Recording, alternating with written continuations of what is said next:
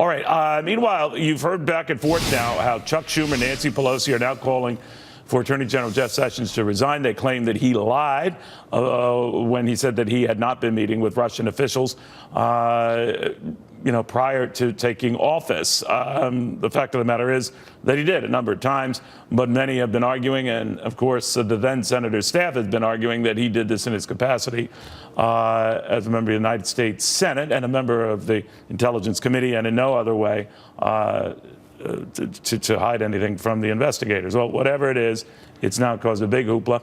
Senate Intelligence Committee member James Lankford of Oklahoma joining us now. Senator, they're already saying resign, Attorney General. What did you make of that?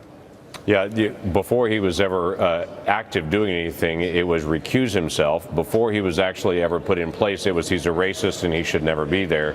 This is a long string of arguments against Jeff Sessions. They accuse him of being someone who's partial to the president, which every attorney general is selected by the president, and of course is partial to the president. So this is all smoke and mirrors in the process of this, and we're just trying to figure out what actually happened. Let's get facts out, and let's deal with facts rather than just random accusations. All right. Well, what we do know is that Jeff Sessions met with the Russian ambassador, Sergei Kizak, on at least 2 occasions in July and in September. I believe in the September meeting, sir, it was a one-on-one meeting in his office. Now, when he was asked about this, he seemed to get the indication, no, didn't meet with them at all. Right. Now, that's always in the eye of the beholder. I've seen and heard this tape back a number of times, as if the implication was that he was doing something nefarious at the time when people were raising the Russian role in hacking into our election and even prior to the election. Should he have been more clear then, do you think that he would remember at least a one-on-one meeting with the Russian ambassador in his office?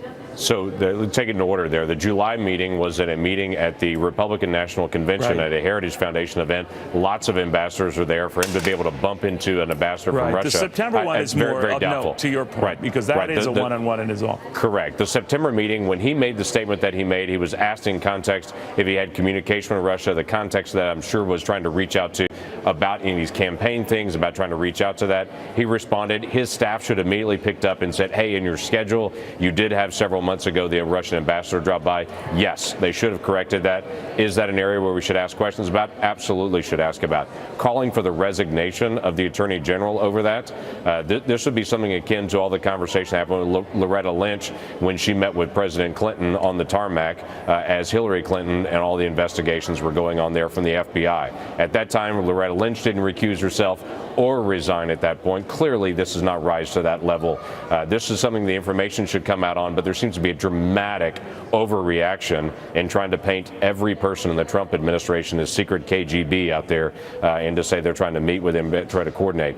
The facts do not support that. I think everybody needs to step back off the ledge and keep this in context. I've met with ambassadors this week. That's what you do as a United States Senator. You meet, you deal with international policy, and need to be able to keep in contact. Let's get the facts out there, but not overreact. Yeah, I could see what you're saying. I know what's good for the goose, good for the gander, and I know, fair reverse political play is what it is. But the one thing that concerns you about this, and you're closer and know, the Attorney General far better than I, is all this would come up in a confirmation hearing. Any communications you would have had with the Russians, because that was a very big theme in his confirmation hearings, among other matters. So that you would have checked, hey guys, did I ever meet with them, call them, talk to them, see them?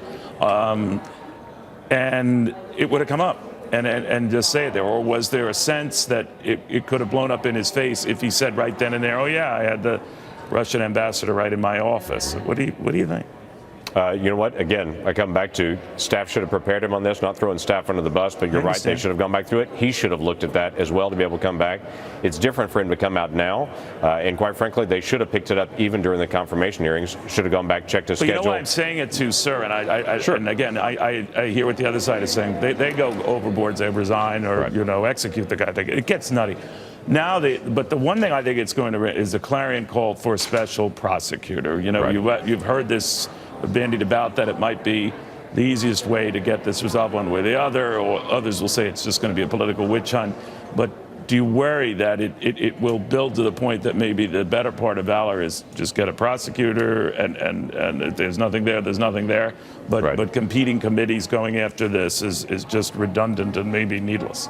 It is needless and redundant. So the Senate Intelligence Committee, which I serve on, is working very bipartisan in our own investigation. House Intelligence Committee is working through that. Any investigation like this, you deal with very top secret documents and clearances. If you spin up a new committee, that is months just to be able to spin up and to be able to get clearances, to be able to do it. Then you have to start from ground zero, getting relationships and documents.